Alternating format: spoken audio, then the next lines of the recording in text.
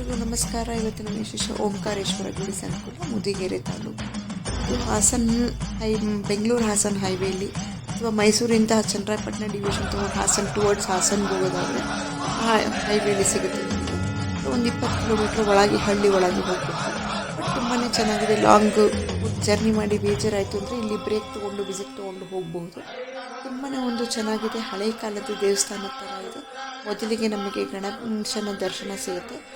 ಈ ನೋಡಿ, ಇಲ್ಲಿ ಇದೆಲ್ಲ ಸಪ್ರೇಟಾಗಿ ನವಗ್ರಹಗಳ ದೇವಸ್ಥಾನ. ಒಂದೊಂದು ಗ್ರಹಕ್ಕೂ ಒಂದೊಂದು ಗುಡಿನ ಕಟ್ಟಿ ಇಟ್ಟಿದ್ದಾರೆ. ಸೊ ಪ್ರತಿಯೊಂದು ದೇವಸ್ಥಾನ ಎಷ್ಟು ಚೆನ್ನಾಗಿ ಕೆಂಪು ಬಣ್ಣ, ಇಟ್ಟಿಗೆ ಬಣ್ಣದಲ್ಲಿ ಬರೀ ಕಲ್ಲಿಂದ ಕಟ್ಟಿದ್ದಾರೆ. ತುಂಬಾ ಚೆನ್ನಾಗಿದೆ. ಪ್ರತಿಯೊಂದು ಕೆತ್ತನೆಗಳು ತುಂಬ ಚೆನ್ನಾಗಿದೆ. ಈಗ ನಾವು ಓಂಕಾರೇಶ್ವರ ಗುಡಿ ಒಳಗೆ ಹೋಗ್ತಾ ಇದ್ವಿ. ಇಲ್ಲಿ ಏನಪ್ಪ ಈ ಗುಡಿಯ ವಿಶೇಷ ಅಂತಂದರೆ, ಓಂಕಾರೇಶ್ವರನ ಮೂರ್ತಿ ಮತ್ತು ಲಿಂಗು ಎರಡೂ ಇಲ್ಲಿ ಸ್ಥಾಪನೆ ಆಗಿದೆ. ತುಂಬಾ ಚೆನ್ನಾಗಿದೆ. ಇಲ್ಲಿ ಸಂಕಷ್ಟಹರ ಚತುರ್ಥಿ ದಿನ ಮತ್ತು